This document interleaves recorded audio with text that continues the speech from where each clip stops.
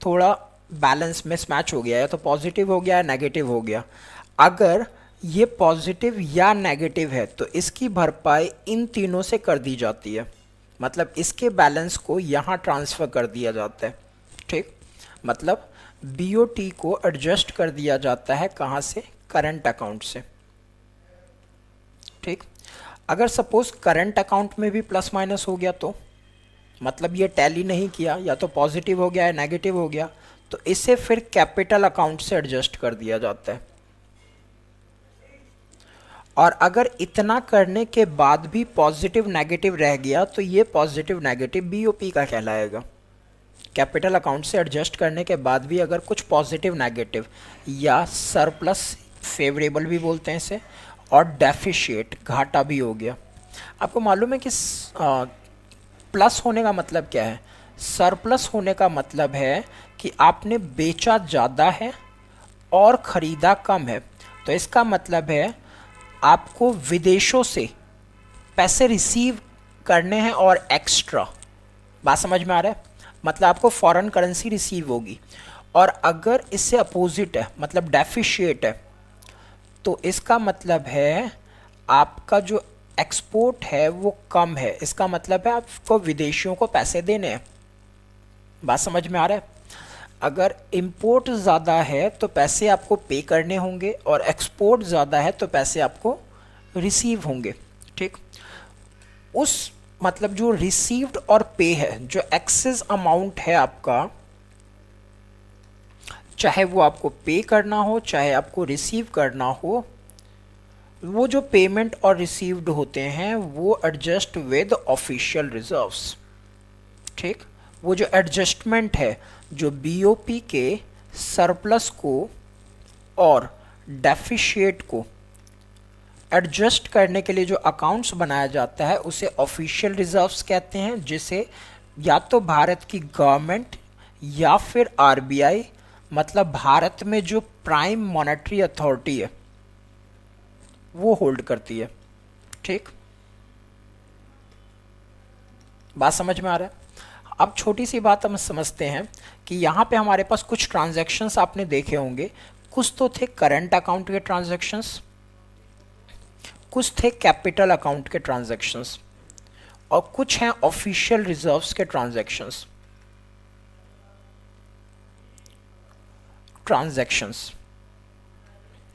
तो दोस्तों, जो ये आपके पास करंट और कैपिटल अकाउंट के ट्रांजैक्शंस हैं, इन्हें ऑटोनॉमस ट्रांजैक्शंस कहा जाता है। ऑटोनॉमस ट्रांजैक्शंस कहा जाता है।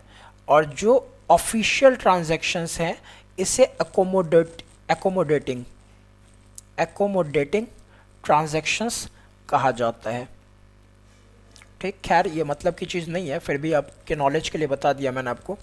तो आपने क्या देखा कि करंट अकाउंट और कैपिटल अकाउंट को बैलेंस, मतलब करंट अकाउंट को कैपिटल अकाउंट से एडजस्ट किया जाता है, और कैपिटल अकाउंट में भी अगर चीज़ें इक्वल नहीं है तो या तो पॉजिटिव में या नेगेटिव में बीओपी आएगा। और उस नेगेटिव की भरपाई के लिए, नेगेटिव या पॉजिटिव की भरपाई के लिए जो ट्रांजैक्शंस किए जाते हैं वो ऑफिशियल रिजर्व्स के ट्रांजैक्शंस कहलाते हैं।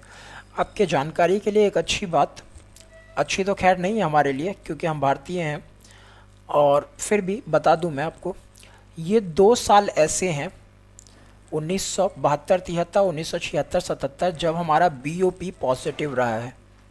इसके अलावा सभी सालों में बीओपी हमेशा नेगेटिव ही रहा है, और हर बार हमने बोरो किया है, फॉरेन एक्सचेंज गोल्ड गिरवी रखा है। खैर इधर देखते हैं ऑफिशियल रिजर्व्स क्या है। इंक्लूड ट्रांजैक्शंस बाय गवर्नमेंट, ये ट्रांजैक्शंस गवर्नमेंट करती है, आरबीआई करती है। क्यों करती है? क्योंकि विच अफेक्ट फॉरेन, ठीक है, जो कि अफेक्ट करता है foreign financial assets and liability को।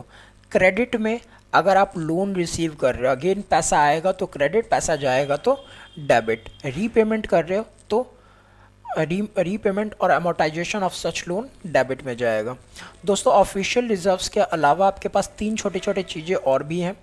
एक है IMF, international monetary fund, SDR होता है, स्पेशल ड्राइंग राइट्स, और reserves and monetary golds. Reserves monetary golds में आपके फॉरेन करेंसी वगैरह आ जाते हैं। ठीक, तो ये आपको इसके बारे में ज़्यादा जानने की ज़रूरत नहीं है, लेकिन बेसिकली ये ऑफिशियल रिजर्व्स के ही पार्ट्स हैं। ठीक, चलिए, होप सो आपको समझ में आ गया होगा। अब दोस्तों बात करते हैं कि फैक्टर्स अफेक्टिंग बीओपी।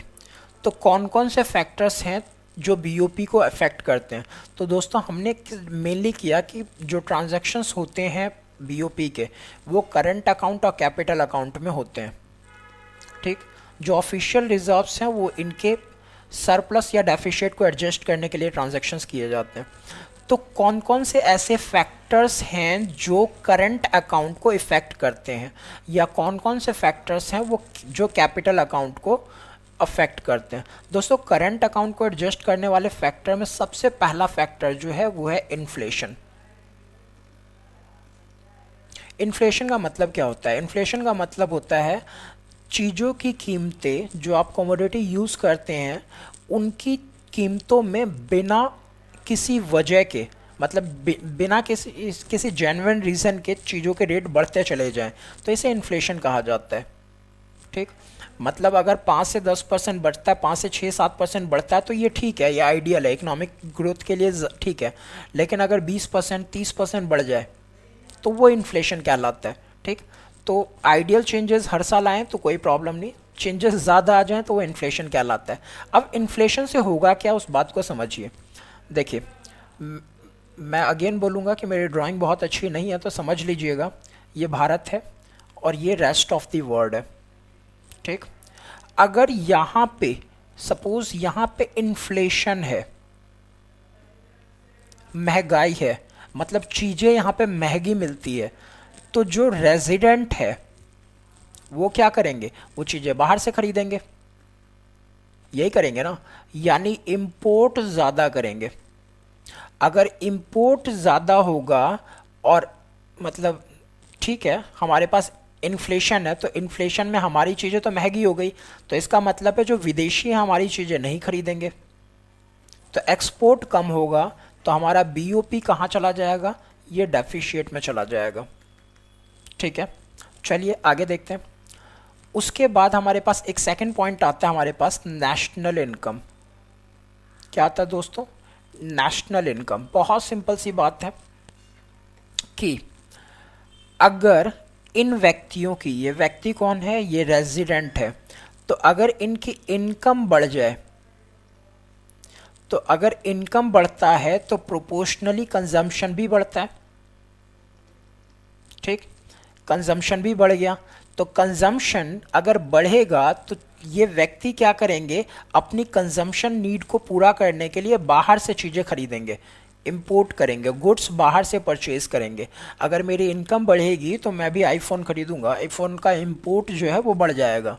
ठीक, तो ये भी नेशनल इनकम भी आपके मतलब बीओ, अगर इनकम इंक्रीज करती है तो हमारा बीओपी पे एडवर्स इफेक्ट पड़ता है।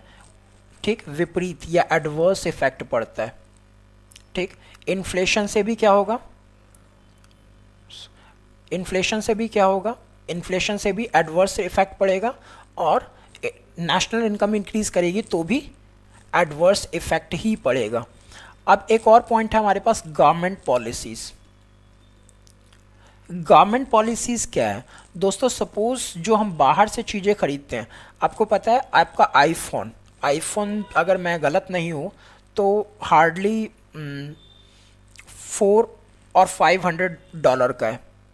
इसका मतलब पता है क्या है? अराउंड, अगर ये 70 रुपये मान लो, जो कि डॉलर की कीमत वैसे तो 67 है, लेकिन हम मान लेते हैं 70 रुपये, तब भी 7 पंचे 35 हज़ार तक का आपको ये आईफोन मिल जाना चाहिए। लेकिन वो मिलता कितने का है? 60-70 हज़ार का। वो रेट इतना हाई क्यों है? वो रेट हाई है due to tax imposed on these products. ठीक, अगर इन प्रोडक्ट्स पे टैक्स इतना हाई है तो क्या करते हैं, ये चीज़ों की टैक्स जो इम्पोज किया जाता है गवर्नमेंट का, वो जो टैक्स इम्पोज किया जाता है उससे चीज़ों की रेट इंक्रीज़ कर जाते हैं, कॉस्ट बढ़ जाते हैं। तो कॉस्ट बढ़ जाता है तो हम उसे कम कंज्यूम करते हैं। वही लिखा हुआ है, देखिए पहले इन्फ्लेशन पढ़ लेते हैं। कह रहे हायर प्राइस एट होम, अगर महंगा होगा तो कंज्यूमर परचेज करेंगे फ्रॉम आउटसाइड, ठीक, leading to increase imports while export tends to decrease, मतलब इंपोर्ट इंक्रीज कर जाएगा और एक्सपोर्ट डिक्रीज कर जाएगा। आगे देखें, national income at higher income, अगर ज़्यादा इनकम है तो कंजम्पशन इंक्रीज करेगी और जो एक्स्ट्रा कंजम्पशन है उसे फुलफिल करने के लिए आप इंपोर्ट करेंगे। बैलेंस ऑफ पेमेंट जो है वो एडवर्स इफेक्ट पड़ेगा उस पर। गवर्नमेंट पॉलिसीज़, हायर टैक्स है तो इम्पोर्टेड गुड्स पे, तो इंपोर्ट को डिस्करेज करेगा, क्यों? क्योंकि चीज़ें होंगी महंगी, तो करंट अकाउंट के बैलेंस पे पॉजिटिव इम्पैक्ट पड़ेगा, ठीक। एक्सचेंज रेट, इसका मतलब क्या है? हमारा डॉलर का रेट सपोज, एक छोटी सी बात हम करते हैं, मान लो हमारा $1 जो था वो हो गया 67 रुपये का, ठीक। अभी मोदी जी ने मतलब डीमोनेटाइजेशन किया, उसके बाद सपोज $1 आपका हो जाए करीबन 60 का, जो कि हो जाएगा 3-4 महीने के बाद इतना हो जाएगा, ठीक। तो ये हो गया, ठीक। अब अगर $1 60 का हो गया तो एक्सचेंज रेट बदल रहा है। आपको मालूम है एक्सचेंज रेट क्या होता है? एक्सचेंज रेट होता है कि आप एक करेंसी, मतलब फॉरेन करेंसी के बदले या फिर डोमेस्टिक करेंसी कितनी पे करते हो फॉरेन करेंसी को एक्सचेंज करने के लिए, ठीक। तो यहाँ क्या हो गया, हमारा डॉलर जो है, हमारा जो रुपया है वो एप्रिशिएट हो गया। क्या हो गया? एप्रिशिएट हो गया। एप्रिशिएट कैसे? परचेजिंग पावर बढ़ गई है। पहले $1 को खरीदने के लिए 67 रुपये देने पड़ते थे, अब $1 को खरीदने के लिए केवल 60 रुपये देने हैं, तो हमारा पैसा बेहतर हुआ है, ठीक। अब इस केस में होगा क्या? इस केस में देखिए, appreciation in a country exchange rate lead to decline export और इंक्रीज करता है इंपोर्ट। अगर हमारा पैसा सस्ता हो रहा, अच्छा हो रहा है, तो हम विदेशों से कम पैसे देके ज़्यादा सामान खरीद सकते हैं, क्योंकि हमारा पैसा मजबूत है। तो क्या होगा? इंपोर्ट बढ़ जाएगा। क्या हो जाएगा? इंपोर्ट बढ़ जाएगा। लेकिन विदेशियों के लिए हमारा सामान क्या हो जाएगा? महंगा, क्योंकि पहले से ज़्यादा पैसे हमें देने पड़ेंगे उन्हें। तो इस केस में मतलब वो हमें देंगे ज़्यादा पैसे, तो एक्सपोर्ट हमारा क्या हो जाएगा? कम हो जाएगा, ठीक। तो थोड़ा सा कॉन्सेप्ट ऐसे समझिएगा, ओके। तो ये है आपके दोस्तों करंट अकाउंट के। इसी तरीके से कैपिटल अकाउंट के ट्रांजैक्शंस भी हो सकते हैं, जैसे गवर्नमेंट पॉलिसी हो सकता है, इंटरेस्ट रेट हो सकता है, या फिर एंटिसिपेटेड एक्सचेंज रेट हो सकता है। तो इसका मतलब क्या है? देखो, अगर गवर्नमेंट पॉलिसी रिस्ट्रिक्टेड है, मतलब अलग अलग तरीके से टैक्स इम्पोज करती है, तो विदेशी हमारे पास इन्वेस्ट नहीं करेंगे, ठीक। तो ये क्या करेगा? डिस्करेज करेगा इन्वेस्टमेंट को।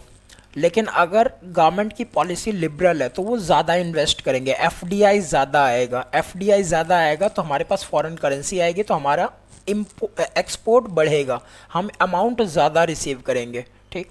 इसी तरीके से इंटरेस्ट रेट भी इफ़ेक्ट करता है।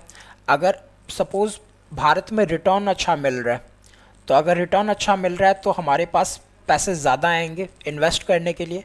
और अगर लो रेट मिल रहा है, ठीक, रिटर्न अच्छा नहीं मिल रहा, रिटर्न अच्छा नहीं मिलेगा तो क्या करेंगे? जो भारतीय भी हैं वो बाहर जाके पैसा इन्वेस्ट करेंगे जहाँ पे अच्छा रिटर्न मिले।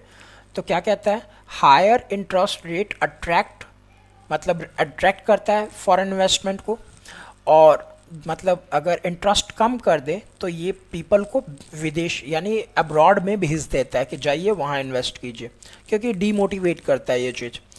इसी तरीके से एंटिसिपेटेड एक्सचेंज रेट भी मतलब बीओपी को इफ़ेक्ट करते हैं। एंटिसिपेटेड एक्सचेंज रेट कैसे? अगर हमारा पैसा मजबूत होने वाला है तो हम अकॉर्डिंगली वर्क करेंगे, और अगर कमज़ोर होने वाला है तो उसी तरीके से वर्क करेंगे। मतलब अगर हमारा पैसा मजबूत हो रहा है तो विदेशी हमारे पास ज़्यादा इन्वेस्ट करेंगे, और अगर कमज़ोर होने वाला है तो ज़्यादा इन्वेस्टमेंट बाहर की तरफ जाएगा, ठीक। तो ये हैं कैपिटल और करंट अकाउंट को इफ़ेक्ट करने वाले कुछ फैक्टर्स, ठीक। इन्हें पढ़ लीजिएगा, एग्जाम के लिए इंपॉर्टेंट है। अब एक छोटी सी बात, ये खैर मैंने आपको पहले बता दिया था लेकिन फिर भी देख लेते हैं कि अगर बीओपी हमारा, मतलब मैंने आपको कहा था कि ये डबल एंट्री सिस्टम पे बेस्ड है, ये डबल एंट्री सिस्टम पे बेस्ड है, ठीक। तो ये बाय डिफ़ॉल्ट इक्वल होना चाहिए, लेकिन इक्वल होता नहीं है ये, या तो पॉजिटिव हो जाता है या नेगेटिव हो जाता है। पॉजिटिव है तो सरप्लस है और नेगेटिव है तो क्या है, डेफिशिएट है, ठीक। तो या तो ये पॉजिटिव हो जाएगा या फिर नेगेटिव हो जाएगा। तो हम क्या करते हैं, हम एक ऑफिशियल रिजर्व्स अकाउंट बनाते हैं। ऑफिशियल रिजर्व्स ये कौन बनाता है, ये बनाता है आरबीआई या गवर्नमेंट, ठीक। इनमें हमारे पास क्या रहते हैं, इनमें हमारे पास गोल्ड रहता है और गोल्ड के अलावा हमारे पास फॉरेन करेंसीज रहती है, ठीक। फॉरेन करेंसी रहती है, ठीक। तो अगर हमारे पास पैसा सरप्लस आ गया, मतलब बीओपी से फ़ायदा हो गया, जो कि हुआ नहीं है, केवल 2 साल हुआ है 72 73 में और 76 77 में, ठीक। केवल इन्हीं दोनों साल हमारा बीओपी पॉजिटिव रहा है, बाकी इंडिपेंडेंट के बाद आज तक नेगेटिव ही रहा है। तो अगर सरप्लस है तो पैसा उठा के यहाँ डाल देते हैं। सपोज़ कि प्लस 50 आ गया तो ये 50 उठा के यहाँ डाल देंगे, यहाँ घटाएंगे ये 0 हो जाएगा और 50 यहाँ ऐड कर देंगे तो बीओपी हमारा बैलेंस कर जाएगा, ठीक। और अगर ये नेगेटिव है, ठीक, तो यहाँ से उठा के हम बैलेंस यहाँ रख देते हैं, अगेन ये बैलेंस हो जाएगा, 0 हो जाएगा, ठीक। लेकिन यहाँ इस केस में कम हो जाएगा। इसे कहा जाता है एडजस्टमेंट या करेक्शन ऑफ बीओपी, ठीक।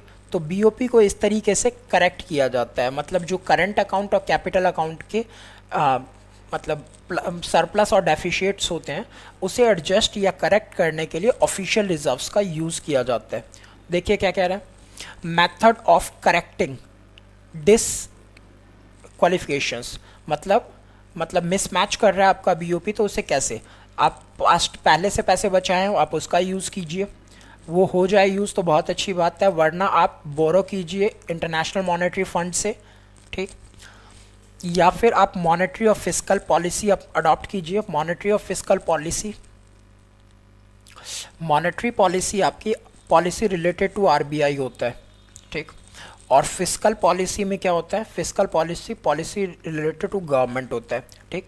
इसमें बेसिकली टैक्स और नॉन टैक्स पॉलिसीज़ होते हैं। गवर्नमेंट किन कमोडिटी पे कितना टैक्स चार्ज करेगी, मतलब बजट से रिलेटेड सारे के सारे जो हैं फिस्कल पॉलिसीज़ में आ जाते हैं। और मॉनेटरी पॉलिसी आरबीआई के से रिलेटेड सारी की सारी पॉलिसीज़ होती है। इसमें आपकी रेपो रेट आ जाएंगे, रिवर्स रेपो रेट आ जाएंगे, रिवर्स रेपो रेट आपके पास, इसमें आपके पास capital reserve ratio, statutory liquidity ratio, ये सारी चीज़ें आपने मे बी इकोनॉमिक्स में कहीं पढ़ा हो, ठीक। तो ये सारी की सारी चीज़ें जो हैं ये मॉनेटरी एंड फिस्कल पॉलिसी में, तो अगर इससे भी गवर्नमेंट अपने बजट को ठीक करती है, मतलब बीओपी को ठीक करती है। और exchange rate adjustment, exchange rate adjustment का मतलब होता है दोस्तों डीवैल्यूएशन ऑफ करेंसी। इसे मैं थोड़ा सा डिस्कस कर लूँ ताकि आपको कॉन्सेप्ट ज़्यादा बेहतर क्लियर हो जाए। जो करेंसी है, ठीक, करेंसी की वैल्यू या तो डिक्रीज़ करती है या इंक्रीज़ करती है। आपको मालूम है करेंसी के जो मतलब मैनेज करने के तरीके हैं, एक्सचेंज रेट को मैनेज करने के तरीके, एक्सचेंज रेट को, तो एक्सचेंज रेट को मैनेज करने के तरीके होते हैं। एक फिक्स्ड एक्सचेंज रेट होता है, ये एक होता है फ्लैक्सिबल और एक होता है मैनेज फ्लोटिंग, ठीक।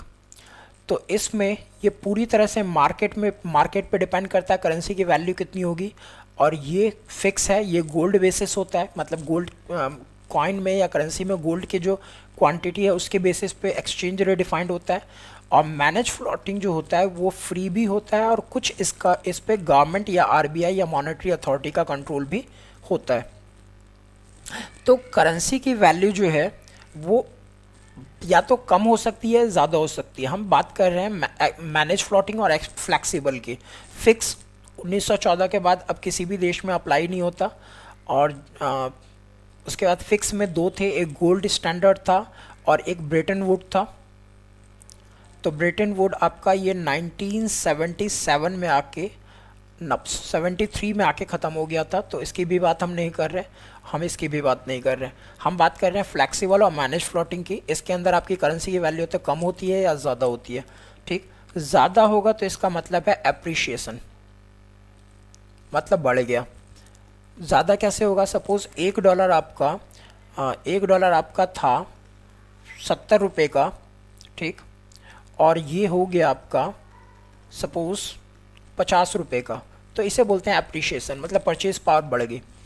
डीवैल्यूएशन कब होगा? वैल्यू घटेगी कब? जब ये 75 या 80 का हो जाए, ठीक। अब इसके दो रीज़न है, एक है डेप्रिशिएशन,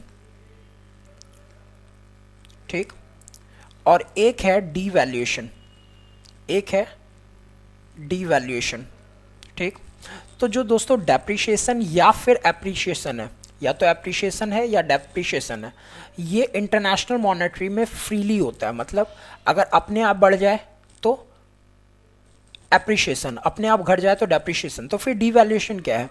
डीवैल्यूएशन होता है जब गवर्नमेंट जानबूझ के, या मॉनेटरी अथॉरिटी या आरबीआई जानबूझ के करेंसी की वैल्यू कम कर देती है। अभी हाल फिलहाल में आपने शायद सुना होगा, कुछ महीने पहले चाइना ने अपनी करेंसी को डीवैल्यूट किया था, ठीक। तो डीवैल्यूएशन का मतलब है जानबूझ के करेंसी की वैल्यू को गिराना। तो इससे फ़ायदा क्या होता है? देखो, सपोज आपका $1 है 60 रुपये का, और हमने इसे डीवैल्यूट कर दिया, मतलब $1 को हमने 70 रुपये का कर दिया। तो अब होगा पता है क्या है?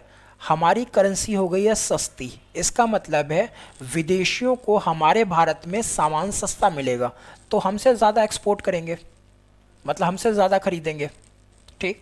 और अगर हमसे ज़्यादा वो खरीदेंगे तो हमारा एक्सपोर्ट बढ़ेगा और बीओपी बेहतर होगा, ठीक। तो बीओपी को ठीक करने के लिए हम कई बार करेंसी को डीवैल्यूट कर देते हैं, ठीक। होप सो आपको ये बीओपी का कॉन्सेप्ट समझ में आ गया होगा। आपको अगर ये नोट्स चाहिए, मतलब ये मैंने लिखे हुए हैं और लैंग्वेज अच्छी है इसके, मैंने रीड किया था खुद। तो अगर आपको अच्छे मतलब नोट्स आपको चाहिए ये, तो आप मुझे कमेंट बॉक्स में लिख दीजिए कि सर ये नोट्स मेल कर दीजिए, अपनी ईमेल आईडी दे दीजिएगा, तो मैं आपको ये मेल कर दूंगा ये नोट्स। और बाकी आपकी वीडियोस, बाकी अलग अलग जो टॉपिक हैं आपके आईबीओ और भी हैं बहुत सारे, और मॉड्यूल्स भी बहुत सारे, वो भी मैं अपलोड कर दूंगा जल्दी। चलिए, थैंक्स, धन्यवाद, शुक्रिया, और सब्सक्राइब ज़रूर कीजिए। Bye bye.